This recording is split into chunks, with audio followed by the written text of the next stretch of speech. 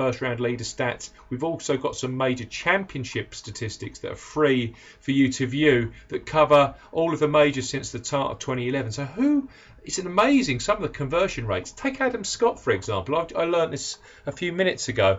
Adam Scott, 11 top 20 finishes in his last 18 major championship appearances. That is very, very powerful information. On top of that, we also have our predictor model. Our predictor models, again, run each and every week covering the European Tour and the PGA Tour, but effectively statistics that we pull in, various different sources, driving accuracy, distance, history on courses, history on types of greens. We throw it all into a database that you can then come and use totally free of charge and come up with your own bespoke model. We also have a published model that our European Tour expert Paul Williams has pulled together for this week's Open Championship.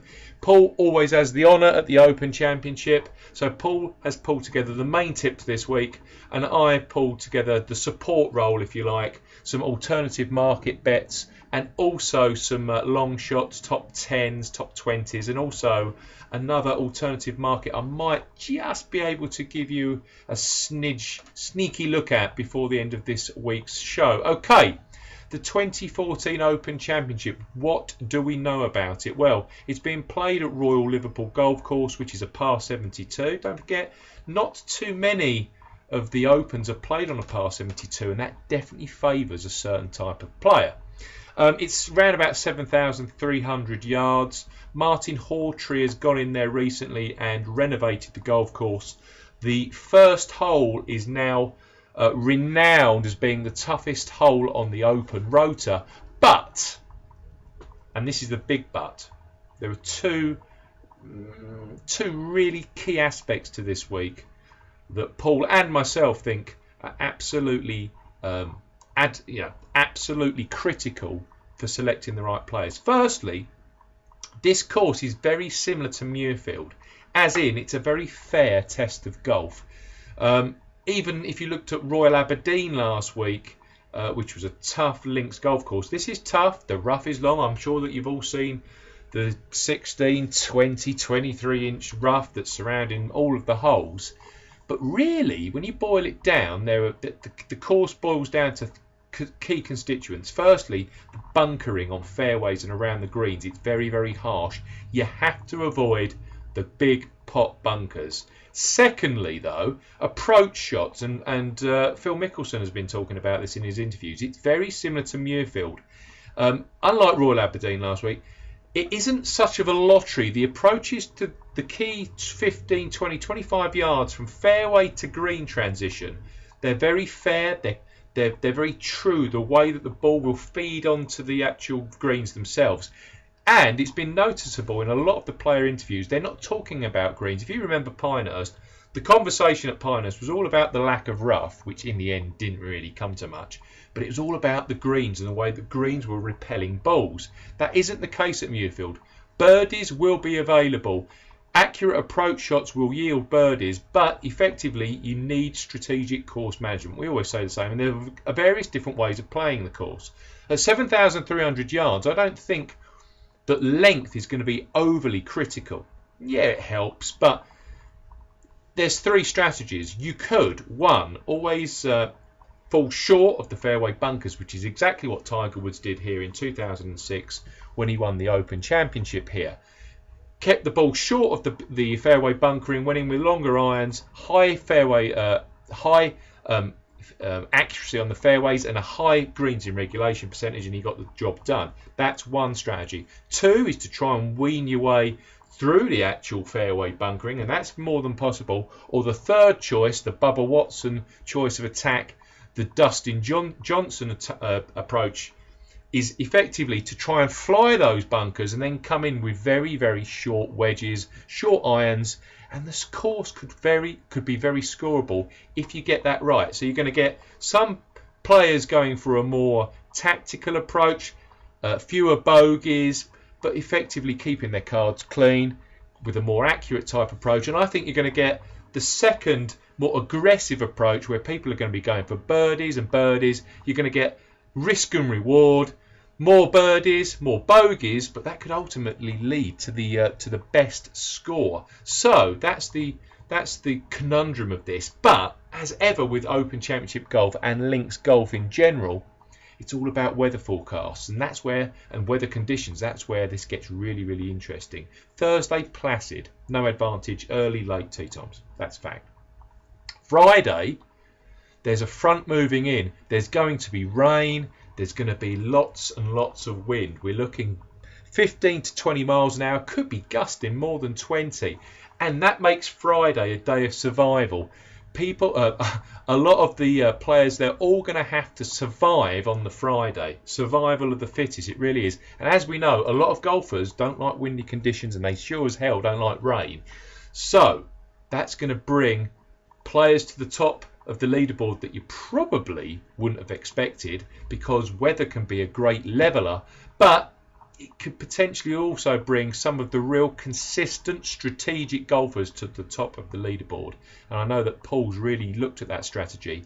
It looks like, and it's difficult to tell looking at a BBC weather forecast or of underground forecast from America, it looks like that those that are going out later, so with a tee time after 1 o'clock, should have an advantage on Friday, because from 5 o'clock onwards the rain's totally gone and the wind dissipates. So effectively you're going to have a soft golf course with light winds. So you could find the scoring gets really, really interesting late on Friday. And then Saturday and Sunday, yes, there's going to be periods of breeze. There's going to be potential periods of actual rain. But effectively, the golf course is going to be there with softer conditions, and birdies will be available. Let me take you through this week's published 2014 Open Championship Predictor Model. I'll quickly run you through the top 10. Now, 8 places each way is available this week via Betfair Sportsbook and also Betfred. Fair play to those guys. 7 places each way. That's a traditional Open Championship approach from Paddy Power. Bet365 have joined in as well on that.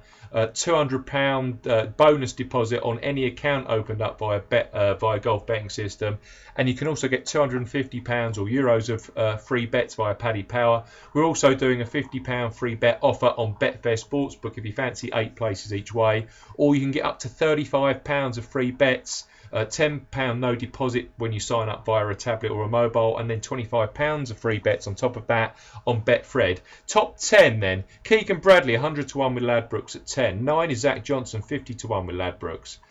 We've then got Phil Mickelson 25 to 1 with Paddy Power at 8. Brendan Todd 125 to 1 at 7 with Bet Victor. And 6 is Bubba Watson, 50 to 1 with Sky Bet. Top 5, Dustin Johnson, 40 to 1 with Bet Victor at 5. Matt Kuchar, Mr. Consistency, 40 to 1 with Sky Bet at 4. 3 is Adam Scott, 16 to 1 with Paddy Power. 2, Sergio Garcia, 28 to 1 with Coral. And number 1, Henrik Stenson, 16 to 1 with Sky Bet. So Stenson is top of this week's predictor model, published and pulled together by Paul Williams. Sergio Garcia at 2, Scott at 3, Kuchar at 4, Dustin Johnson at 5. Okay, I'm now going to take you through Paul's tips. Just come through on the hotline, and he's pretty much following the opening commentary that I've just run through. Effectively, there's going to be different ways of playing this golf course. Short hitters, strategic hitters, they can prosper as well. Power hitters, they can prosper. It's just where's it all going to pan out in terms of scoring. We're thinking 8 to 10 under probably gets the job done, because it is a true links course. It's tough, but it is fairly straight in front of you. There are blind tee shots, yes, but those approaches to greens and the way that the ball feeds onto those bent Poa Anua greens is key. It's going to be scoreable. There is no doubt about that. It will not play like it did in 2006 when it was scorched and Tiger Woods did his I'm not going to use the driver approach. But you can play this tactically as a shorter hitter. So Paul Williams, 3 points the win at 17 to 1 with Stan James. Henrik Stenson, 3 points the win at 17 to 1. Enhanced win only price with Stan James, Henrik Stenson. Strategy, a player peaking.